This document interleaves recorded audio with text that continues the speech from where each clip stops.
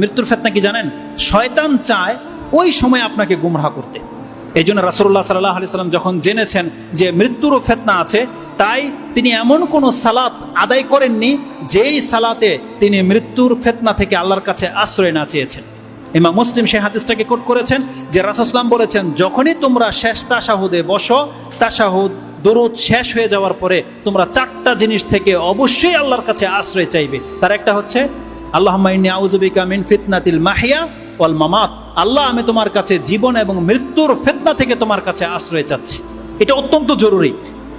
মৃত্যুর ফিতনা থেকে যে ব্যক্তি আশ্রয় না চাইবে, সে মৃত্যুর ফিতনায় পতিত হয়ে যেতে পারে। ওই সময় আল্লাহ সুবহানাহু ওয়া তাআলাকে সে গালি দিয়ে ফেলতে পারে। ওই সময় সে মুখ দিয়ে কালেমা নাও বেরোতে পারে, সে মুখ থেকে যা ইচ্ছা তাই বেড়ে যেতে পারে। শয়তান তাকে বিভ্রান্ত করবে। এই জন্যে আল্লাহ চাইলে আবার আপনাদের সাথে দেখা হবে কিনা জানি না, তবে এই মৃত্যুর জন্যে, ভালো মৃত্যুর জন্যে দুইটা কাজ আপনারা করবেন। মৃত্যুর ফিতনা থেকে আল্লাহর কাছে সবসময় আশ্রয় চাইবেন, আর সবসময় আল্লাহ সুবহানাহু ওয়া তাআলার প্রতি ভালো ধারণা রাখবেন। আল্লাহ আপনার সাথে যা কিছু করেছে আপনি মেনে নেন যে আল্লাহ, আমি তোমার উপর সন্তুষ্ট। মৃত্যু পর্যন্ত আপনি আল্লাহর উপর সন্তুষ্ট থাকেন এবং আপনি আশা রাখেন ইনশাআল্লাহ হলে যে আল্লাহ আপনাকে ক্ষমা করবে।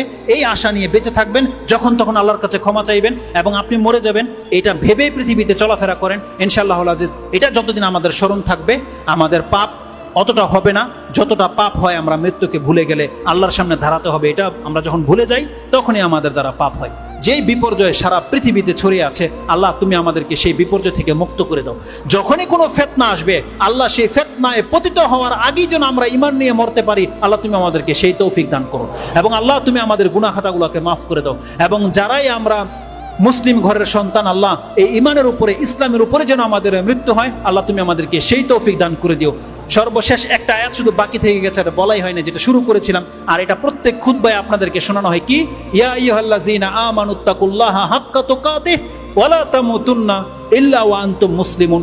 দেখো, মরবে তো সবাই। বান্দা, আল্লাহ আমাদেরকে মেসেজ দিয়েছে, বান্দা তুমি মুসলমান হইয়া মইরো, মুসলিম না হইয়া তুমি মইরো না। এটা একটা চরম মেসেজ আল্লাহর পক্ষ থেকে। তার মানে কি জানেন? আপনি যদি মুসলিম হয়ে মরতে পারেন, আল্লাহ ওয়াদা করেছে বান্দা তোর পাপগুলোকে মাফ করে দেব। কিন্তু শর্ত হচ্ছে আমাদেরকে মুসলিম হইতে হবে। ইসলামের বিপক্ষে কোনো কথা বলবেন না, আল্লাহ এবং কোরআন রাসূল ইসলামের বিপক্ষে কোনোদিন পদক্ষেপ নেবেন না। আমাদেরকে মুসলিম হয়ে মরতে হবে, তারপর আল্লাহর কাছে ক্ষমার আশা করতে হবে। আল্লাহ সুবহানাহু ওয়া তাআলা যেন আমাদেরকে ক্ষমা করেন। ইয়া রাব্বাল আলামিন, সুবহানা রাব্বিকা রাব্বিল ইজ্জাতি আম্মা ইয়াসিফুন ওয়া সালামুন আলাল মুরসালিন, আলহামদুলিল্লাহি রাব্বিল আলামিন। আসসালামু আলাইকুম ওয়া রাহমাতুল্লাহি ওয়া বারাকাতুহু।